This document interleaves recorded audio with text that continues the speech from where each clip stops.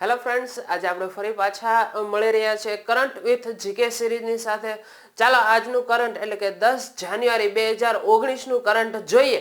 એ પહેલા તમે એજ્યુ સફર પરિવારની અંદર નવા હોય, ચેનલને સબસ્ક્રાઇબ કરવાની બાકી હોય તો પ્લીઝ સબસ્ક્રાઇબ કરી વાળજો, વિડીયોને લાઇક કરજો, તમારા ફ્રેન્ડ સર્કલ સ્વજન મિત્રોની અંદર શેર કરજો, જેથી કરીને દરેક લોકો તેનો લાભ લઈ શકે.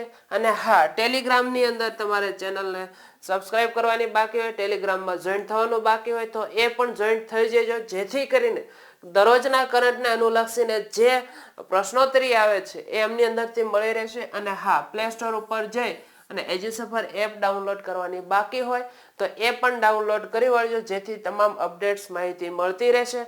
કોઈ પણ સજેશન કે કમેન્ટ્સની જરૂર હોય તો એ પણ અહીંયા ચોક્કસથી જણાવશો.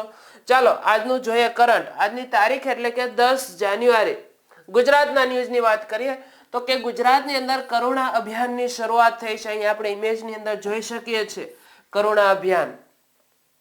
કરુણા અભિયાન એ આગામી સમય એટલે કે 10 જાન્યુઆરી થી 20 જાન્યુઆરી સુધી છે ચાલવામાં આવશે. આ અભિયાનનો મુખ્ય હેતુ એ પક્ષીઓના રક્ષણ માટે અને ઉત્તરાયણના સમયે જે દોરાથી બચાવવા માટે જે પક્ષીઓને બચાવી શકાય એ માટે કરુણા અભિયાનની શરૂઆત થઈ છે. આ અભિયાન અંતર્ગત 2018માં કોલ નંબર છે 453 હતો. પશુ ચિકિત્સકો, સારવાર કેન્દ્રો અને બીજું છે 2353 જે સ્વયંસેવકો સહભાગી બનશે એ નંબર સ્વયંસેવકો માટે છે, જ્યારે 453 એ પશુ ચિકિત્સકો અને સારવાર કેન્દ્રો માટે છે. તો આ કરુણાનિધિ અભિયાનની શરૂઆત થઈ. જ્યારે 2019માં કોલ તો કે 557 જે પશુ ચિકિત્સકો અને સારવાર કેન્દ્રો ઊભા કરવામાં આવશે. 557 પશુ ચિકિત્સકો અને સારવાર કેન્દ્રો ઊભા કરવામાં આવશે. એક મિનિટ કે આ અભિયાન અંતર્ગત છે નંબર 2353 સ્વયંસેવકો સહભાગી બનશે, જે આગામી ઉત્તરાયણ સમયે છે મદદરૂપ બનશે. જ્યારે 2019ની અંદર છે એ 557 પશુ ચિકિત્સકો સારવાર કેન્દ્રો ઊભા કરવામાં આવશે, જે ગુજરાત સરકાર દ્વારા પશુ રક્ષણ માટે કરુણા એમ્બ્યુલન્સ સેવા પણ શરૂ કરવામાં આવેલ છે. અહીંયા આપણે જોઈ શકીએ છીએ કરુણા એમ્બ્યુલન્સ સેવા, કે જે કરુણા એમ્બ્યુલન્સ સેવા જે પશુ માટે સારવાર માટે થઈ અને એમને મૂકવામાં આવી છે. આ વર્ષની પ્રજાસત્તાક દિનની ઉજવણી પાલનપુરમાં કરવામાં આવશે, જે આગામી 26મી જાન્યુઆરી જેમની ઉજવણી રાજ્ય લેવલે છે એ પાલનપુરની અંદર કરવામાં આવશે. પાલનપુર એટલે આપણને ખ્યાલ જ છે કે એ બનાસકાંઠા જિલ્લાનો છે તાલુકો, જ્યાં આ 2019મી આગામી સમયની અંદર આવનાર પ્રજાસત્તાક પર્વની ઉજવણી થવાની છે.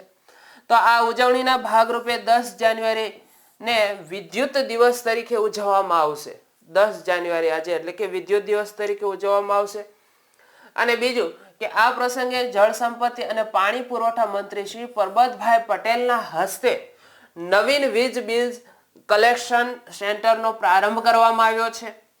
નવીન વીજ બિલ કનેક્શન સેન્ટર એનો પ્રારંભ કરવામાં આવ્યો છે. અને બીજા આના સાથોસાથ છે આપણે જીકે રિલેટેડ ન્યૂઝ જોઈએ તો સોલંકી વંશના સ્થાપક સિદ્ધરાજ જયસિંહનો જન્મ એ પણ આ પાલનપુરની અંદર થયો હતો. બીજું વિશેષ કે પાલનપુરનો અત્તર વખણાય છે. અને બનાસકાંઠા જિલ્લો એટલે કે આપણા ગુજરાતનો એવો જિલ્લો કે તે 14 તાલુકાઓ ધરાવે છે. આપણે જોઈએ એ 14 તાલુકાઓ. તો અહીંયા આપણે નકશાની અંદર જોઈ શકીએ છીએ આ જે ક્ષેત્ર વિસ્તાર છે ત્યાં. ત્યારબાદ આગળ આપણે જોઈએ તો આગળ આપણે જોઈએ કે બનાસકાંઠા જિલ્લાનું નામ બનાસ નદી ઉપરથી પડ્યું છે. બનાસ નદી એટલે કે એક આગળ જતા કચ્છના રણમાં સમાઈ જતી હોવાને કારણે આ નદીને કુંવારિકા નદી તરીકે પણ ઓળખવામાં આવે છે. આ બનાસ નદીને છે પ્રાચીન સમયની વાત કરીએ તો પ્રાચીન સમયની અંદર બનાસ નદીને પર્ણાશા તરીકે ઓળખવામાં આવતી હતી. નેક્સ્ટ ત્યારબાદ જોઈએ ઉત્તરાધ મહોત્સવ મોઢેરાના ઐતિહાસિક સૂર્ય મંદિરના પ્રાંગણમાં ઉત્તરાધ મહોત્સવ છે એ યોજાશે. આ વખતે આ મહોત્સવ 2જી અને 3જી ફેબ્રુઆરી સુધી ચાલનારો છે. ત્યાં સુધી છે ઉત્તરાધ મહોત્સવ ચાલશે. અહીંયા આપણે જોઈ શકીએ છીએ મોઢેરાનું જે સૂર્ય મંદિર છે તે અને બીજું કે આમની અંદર અલગ અલગ નૃત્ય એટલે કે ભરતનાટ્યમ, કથક, મણિપુરી જેવા નૃત્યો, નાટકો, શિલ્પો અને સંગીત સંગમ જોવા મળશે. ઇમેજની અંદર પણ આપણે જોઈ શકીએ છીએ કે નૃત્યાંગના પ્રક્રિયાઓ શરૂ છે. તો આ ઉત્તરાર્ધ મહોત્સવનું આયોજન છે આગામી ફેબ્રુઆરી મહિનામાં થનારું છે. રાષ્ટ્રીય ન્યૂઝની વાત કરીએ તો આર્થિક રીતે પછાત સવર્ણો માટે 10% અનામત બિલ પાસ થઈ ગયું છે. હાલમાં તે આ આર્થિક રીતે પછાત સવર્ણો માટે 10% અનામત એ લોકસભા અને રાજ્યસભા આ બંનેમાં છે બિલ પાસ થઈ ગયું છે. આ બિલને મંજૂરી આપવા સંબંધિત બંધારણીય સુધારા વિધેયક 124મો આ બંધારણીય સુધારા વિધેયક છે. લોકસભા અને રાજ્યસભામાં આ બિલ પાસ થઈ ગયું છે. હવે આ બિલ પર રાષ્ટ્રપતિ છે જ્યારે સિગ્નેચર કરશે, સહી કરશે એટલે એ કાયદો બની જશે. પણ હાલમાં એ લોકસભા અને રાજ્યસભા બંનેની અંદર છે પાસ થયું છે. આ સામાજિક ન્યાય અને અધિકારિકતા મંત્રી થાવરચંદ ગેહલોતે આ રજૂ કર્યું હતું. જે 10% સવર્ણો માટે અનામત બિલ રજૂ કરનાર વ્યક્તિ કોણ હતા? તો કે થાવરચંદ ગેહલોત. થાવરચંદ ગેહલોતે છે આ બિલ રજૂ કર્યું. હવે આ બિલ ઉપર રાષ્ટ્રપતિ સિગ્નેચર કરશે એટલે એ પછી એ કાયદો બની જશે. આ વિધેયકમાં સામાન્ય વર્ગના આર્થિક પછાત વિદ્યાર્થીઓને 10% અનામત આપવા બાબતે આ બંધારણીય સુધારો કરવામાં આવ્યો છે.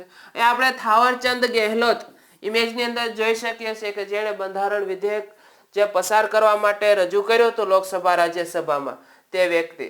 ત્યારબાદ નેક્સ્ટ આગળ જોઈએ 9 જાન્યુઆરીએ પ્રવાસી ભારતીય દિવસ તરીકે ઉજવવામાં આવે છે. 9 જાન્યુઆરી ગઈકાલે જે ઉજવાયો તો 9 જાન્યુઆરીના દિવસે મહાત્મા ગાંધી એ દક્ષિણ આફ્રિકાથી ભારત આવેલા હોવાને કારણે તેની યાદમાં છે દર 9 જાન્યુઆરીના દિવસે ભારતીય પ્રવાસી દિવસ તરીકે એમની ઉજવણી કરવામાં આવે છે. 2003માં પ્રથમ વખત આ પ્રવાસી ભારતીય દિવસની ઉજવણી છે એ દિલ્હીની અંદર કરવામાં આવી હતી. ક્યાં કરવામાં આવી હતી? દિલ્હીની અંદર. અને ગુજરાતની અંદર પ્રવાસી ભારતીય દિવસ 2015 થી ઉજવવામાં આવે છે. 2015 થી, જ્યારે ભારતની અંદર 2003 થી ઉજવવામાં આવે છે. 9 જાન્યુઆરીને પ્રવાસી ભારતીય દિવસ તરીકે ઉજવવામાં આવે એ પણ ઉજવણી દર વર્ષે અલગ અલગ તારીખે જાન્યુઆરી મહિનામાં કરવામાં આવે છે. વર્ષ 2019માં છે એ વારાણસીના ઉત્તર પ્રદેશમાં 21 અને 23 જાન્યુઆરીના રોજ 15મો પ્રવાસી ભારતીય દિવસ ઉજવાયો હતો. ઉજવાશે આગામી સમયની અંદર. આમાં જો જાન્યુઆરી મહિનાની 9 તારીખે પ્રવાસી ભારતીય દિવસ તરીકે આપણે ઓળખીએ છીએ, પરંતુ તેની ઉજવણી અલગ અલગ સમયે છે. એ જાન્યુઆરી મહિનાની જ અલગ અલગ તારીખે ઉજવણી કરવામાં આવે છે. જેમાં 2019માં આગામી સમયની અંદર આગામી એટલે કે 21 જાન્યુઆરી અને 23 જાન્યુઆરીના રોજ આ 2019માં 15મો પ્રવાસી ભારતીય દિવસ ઉજવાશે. આમાંથી એક પ્રશ્ન આપણા માટે ખૂબ અગત્યનો કે 2019માં કેટલામો પ્રવાસી ભારતીય દિવસ ઉજવાયો? યાદ રાખીશું 15મો પ્રવાસી ભારતીય દિવસ ઉજવાયો છે આગામી તારીખ 21 અને 23 જાન્યુઆરીના રોજ. એ ઉત્તર પ્રદેશના ક્ષેત્ર વિસ્તારો એટલે કે વારાણસીની અંદર છે એ ઉજવાશે. નેક્સ્ટ આગળ જોઈએ આંધ્રપ્રદેશમાં 7મા હવાઈ મથકનું ઉદ્ઘાટન કરવામાં આવ્યું છે હાલમાં જ તે. આ હવાઈ મથક એ આંધ્રપ્રદેશની અંદર આવેલું સ્થળ ઓરવાકલ્લુ ખાતે છે એમનું સ્થાપના કરવામાં આવી છે, ઉદ્ઘાટન કરવામાં આવ્યું છે. ભારતનું ભાષાના આધારે અલગ રાજ્ય બનનાર રાજ્ય એ આંધ્રપ્રદેશ એ પ્રથમ રાજ્ય હતું. કારણ કે આપણને ખ્યાલ છે કે ત્યાંના વ્યક્તિ એટલે રામુ પોટુલ્લુ જે 56 દિવસ સુધી અનશન ઉપર રહ્યા અને એ 56 દિવસ ઉપર અનશન રહ્યા અને એના કારણે અને એમને જે પ્રયત્નો કર્યા તેના કારણે પ્રથમ ભાષાવાર કોઈ રાજ્ય બન્યું હોય તો એ આંધ્રપ્રદેશ બન્યું હતું. અને હમણાં આગળ ખ્યાલ છે કે આંધ્રપ્રદેશમાંથી છે હાલ તેલંગાણા રાજ્યની અલગ રચના પણ થઈ ચૂકી છે. તો આંધ્રપ્રદેશની થોડી સાથે વાત કરીએ તો એમની રાજધાની હૈદરાબાદ હતી જે હવે અમરાવતી બનવાની છે. પરંતુ આગામી 10 વર્ષના સમય સુધી એ હૈદરાબાદ રાખવામાં આવશે, પછી અમરાવતી છે એ બનવાની છે. આંધ્રપ્રદેશના સીએમ એ ચંદ્રબાબુ નાયડુ છે. આગળના ન્યૂઝ જોઈએ આંતરરાષ્ટ્રીય કે તાજેતરમાં છે એ ઇન્ટરનેશનલ ક્રિકેટ કાઉન્સિલમાં 105મા સભ્ય તરીકે યુએસએ ક્રિકેટ જોડાયું છે. આંતરરાષ્ટ્રીયની અંદર તાજેતરમાં ઇન્ટરનેશનલ ક્રિકેટ કાઉન્સિલની અંદર 105 માં સભ્ય તરીકે યુએસએ જોડાયું છે. અત્યાર સુધીમાં 104 સભ્યો જોડાયેલા હતા. યુએસએ એ 105મું ક્રિકેટ સભ્ય બની ગયા છે. સાથોસાથ આમાંથી પૂછાય આઈસીસી નું full form international cricket council. ICC ની સ્થાપના છે 1909માં. આઈસીસી નું હેડક્વાર્ટર છે આઈસીસી નું તો કે દુબઈ. આઈસીસી ના ચેરમેન છે શશાંક મનોહર અને આઈસીસી ના સીઈઓ છે ડેવ રિચાર્ડસન. અહીં આપણે જોઈ શકીએ છીએ ઇન્ટરનેશનલ ક્રિકેટ કાઉન્સિલ લોગો પણ આપણે જોઈ શકીએ છીએ. રમત જગતની વાત કરીએ તો ખેલો ઇન્ડિયા યુવા રમોત્સવનો પ્રારંભ હમણાં થયો છે. આ મહોત્સવ છે એ મહારાષ્ટ્રની અંદર આવેલું પુણે ખાતે તેમનું આયોજન થયું હતું.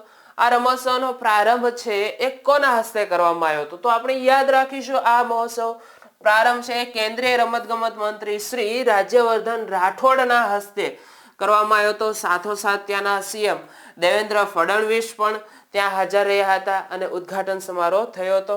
આ કાર્યક્રમનું ઉદ્ઘાટન કયા વ્યક્તિ દ્વારા થયું હતું? તો કે શ્રી શિવ છત્રપતિ રમતગમત સ્કૂલમાં આમનું ઉદ્ઘાટન કરવામાં આવ્યું હતું.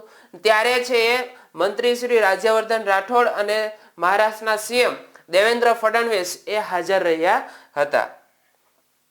આ રમતગમતમાં છે એ 18 પ્રકારની રમતો રમાશે અને દેશભરના છે કુલ 9000 ખેલાડીઓ છે આ રમતગમતની અંદર ભાગ લેનારા છે.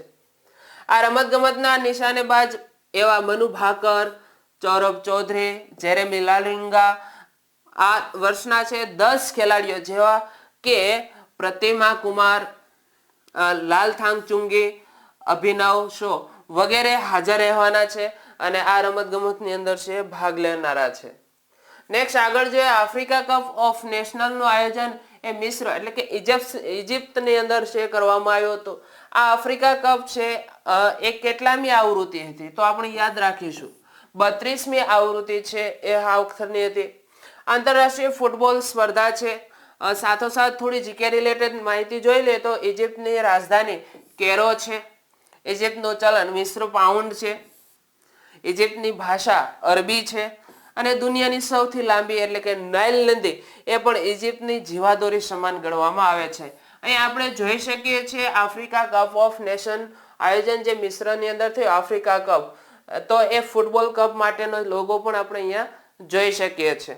નેક્સ્ટ આગળ જોઈએ તો આપણે થોડું સાથોસાથ જીકે બેઝ રિલેટેડ થોડા ન્યૂઝ સાથે દરરોજે એડ કરતા જઈએ છીએ. એ ન્યૂઝને અંદર તમારે છે તમને દરરોજે 5 પ્રશ્નો હું આપીશ. એ 5 પ્રશ્નોના જવાબો તમારે મને કમેન્ટ સ્વરૂપે દરરોજે જણાવવાના રહેશે. નેક્સ્ટ આગામી સમયની અંદર 10 દિવસ સુધી કમ્પ્યુટરમાંથી જે મહત્વના પૂછાય તેવા પ્રશ્નો એ પ્રશ્નોને આવરી લેવાના છે. એવી રીતે 10 દિવસના સમયગાળા પ્રમાણે દરેક વિષયોના જુદા જુદા પ્રશ્નો દરરોજે 5 પ્રશ્નો તમારી સમક્ષ રજૂ કરવામાં આવશે. તો આજે એવા કયા 5 પ્રશ્નો છે એ સાથોસાથ નોટ કરી લેજો અને કમેન્ટ સ્વરૂપે મને વળતો જવાબ આપશો. જોઈએ એમાં 5 પ્રશ્નો કયા છે. પહેલો પ્રશ્ન, કમ્પ્યુટર કયા 2 આંકડાઓને ઓળખે છે? કમ્પ્યુટર કયા 2 આંકડાઓને ઓળખે છે? બીજો પ્રશ્ન, કોઈ પણ સંસ્થાના પ્રારંભિક વેબ પેજને શું કહે છે? કોઈ પણ સંસ્થાના પ્રારંભિક વેબ પેજને શું કહે છે? ત્રીજો પ્રશ્ન, મોડેમનું પૂરું નામ જણાવો. મોડેમનું પૂરું નામ જણાવો. ચોથો પ્રશ્ન, 1024 બિટ્સ બરાબર કેટલા? 1024 બિટ્સ બરાબર કેટલા? અને પાંચમો પ્રશ્ન, OCR નું પૂરું નામ જણાવો. OCR નું પૂરું નામ જણાવો. તો ઓકે, આ 5 પ્રશ્નોના જવાબો મને કમેન્ટ સ્વરૂપે જણાવશો. અને હા મિત્રો, વિડીયોને છે બને તેટલો શેર કરજો, લાઈક કરવાનું ભૂલવાનું નથી અને કમેન્ટ્સ ચોક્કસલી જણાવશો. તો અહીં આપણે વિડીયો પૂર્ણ કરીએ છીએ. થેન્ક યુ મિત્રો.